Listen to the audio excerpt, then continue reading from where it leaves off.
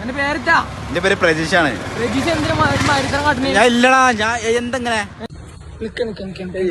എന്താ കാട്ടണേ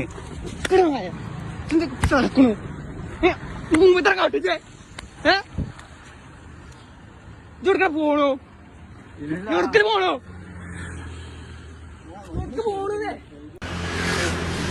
നല്ല അടിച്ചു മേട്ട് കിടക്കണം കേട്ടോ. ആയിക്കോട്ടെ ആയിക്കോട്ടെ ഇത് എല്ലാം ആയിക്കോട്ടെ ആയിക്കോട്ടെ.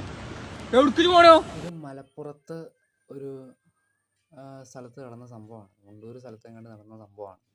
രാത്രിയിൽ ഒരു പയ്യൻ അതിൽ നടന്നു പോകുമ്പോൾ ഇവൻ പോയി വേണ്ടാത്ത രീതിയിൽ കയറി പിടിക്കുകയും ആ പയ്യൻ പിടിച്ച് തിരിച്ച് ഇയാൾക്ക് നല്ല പൊട്ടിയിൽ വെച്ച് കൊടുക്കുന്ന രംഗമാണ് ഇപ്പോൾ കണ്ടത്.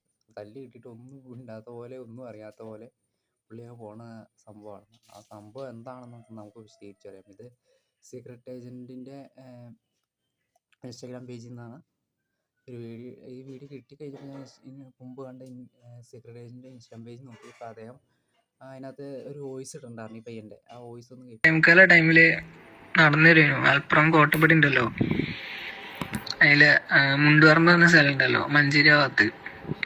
അപ്പോൾ അതിൽ നടന്നു വരുന്നു. അപ്പോൾ ഞാൻ ഫോണിൽ നോക്കിയാണ്ട് വരുന്നത്, ഞാൻ ശ്രദ്ധിച്ചില്ല, ഇയാളെ കണ്ടിട്ടില്ല. പെട്ടെന്ന് ഇയാൾ വന്നാണ്ട് എൻ്റെ ഷോൾഡറിനെ തട്ടി. അതിൽ ഇയാൾ പിടിച്ചാൽ നോക്കി, ഇയാളെ സാധനം പിടിച്ചാണ് നോക്കിയത്.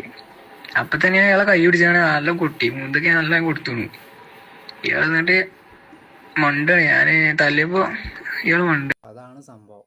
ആ പയ്യൻ്റെ അടുത്ത് പോയി പിടിച്ചിട്ട് ആ പയ്യൻ പിടിച്ച് നല്ല പൊട്ടിയിൽ കൊടുത്തു. അപ്പോൾ ഈ പുള്ളീനെ കുറിച്ച് അറിയാൻ കാരണം സീക്രട്ട് ഏജൻറ്റ് പറഞ്ഞാൽ മലപ്പുറത്ത് ആ ഭാഗത്ത് ഉള്ളൊരു ബ്യൂറേജിൻ്റെ മുകളിൽ എപ്പോഴും കാണും. എന്നിട്ട് എപ്പോഴും 5 or 10 എപ്പോഴും മേടിക്കുന്ന ആൾക്കാരോട് ചോദിയും മേടിക്കും. അതുപോലെ എന്നും വന്നിട്ട് ഉടായിപ്പ് കാണിച്ച് ശല്യമായിട്ട് ആൾക്കാർ എന്നും ഒരു ചെണ്ടയാണ് പുള്ളി. വേണമെങ്കിൽ ഒരു ചെണ്ടാന്ന് വേണമെങ്കിൽ പറയാം. എന്നും നാട്ടുകാർ വന്ന് കൂട്ടിയിട്ട് പോകുന്ന ഒരു പുള്ളിയാണ്. വരുമ്പോൾ എന്തോ ഒരു മാനസിക രോഗിയാണെന്ന് തോന്നുന്നു. ഇനിയിപ്പോൾ ഇവന് ഇത്ര ആരോഗ്യമുള്ള പയ്യനായതുകൊണ്ട് പിന്നെ കുഴപ്പമില്ല.